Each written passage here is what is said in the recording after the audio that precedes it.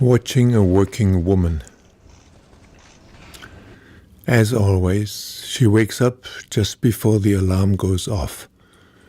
As always, she looks at the clock and smiles, but then turns it off before it would start ringing.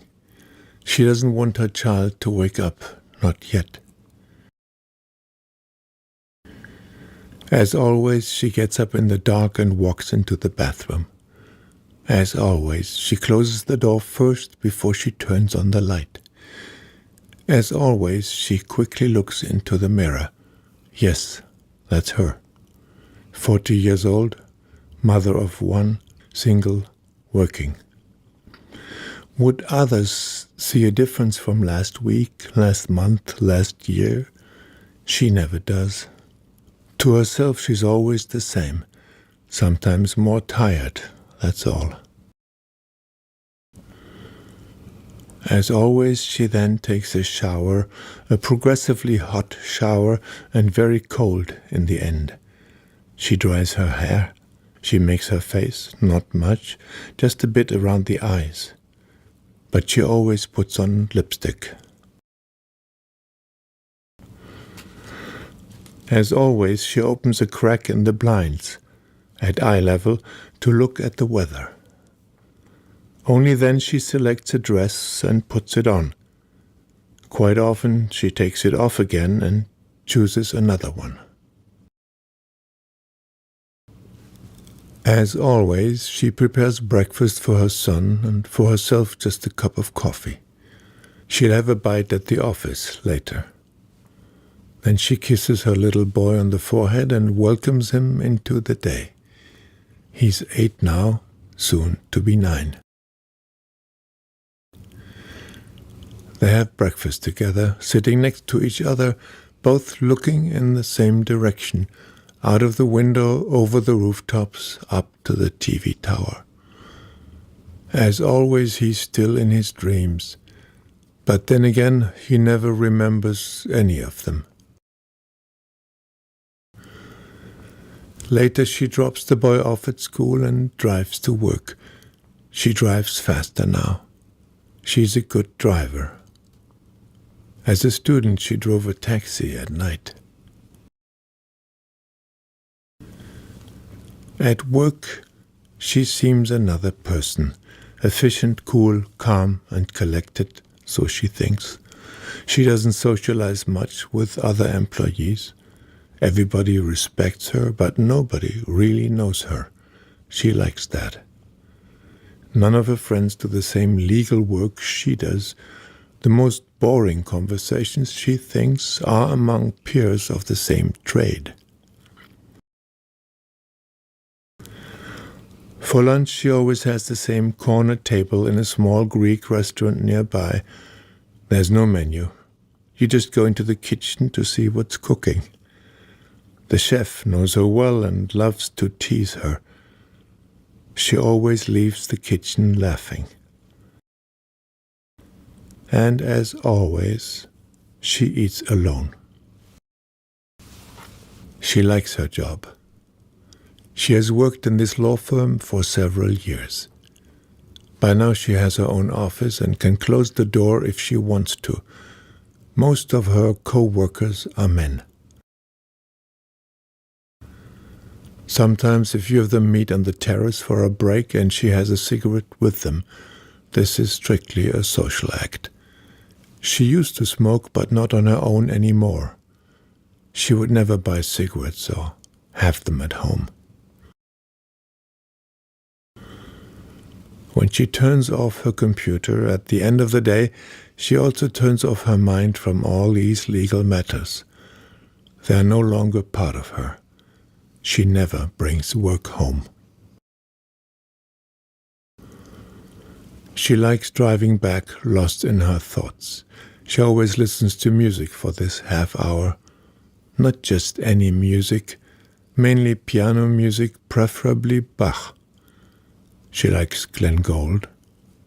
Sometimes she listens to cantatas too and choirs by Thomas Tallis. Her son jumps back into the car. He's full of stories of the day, good ones and sad ones. School is not easy for him sometimes, as he is of mixed race. Every now and then he suffers abuse or has to digest a nasty word. Nothing his mother can do to help, except telling her son to be strong and good and forgiving and not hold grudges. Sometimes the two of them go for a walk. Very rarely they go shopping, because he doesn't like that so much.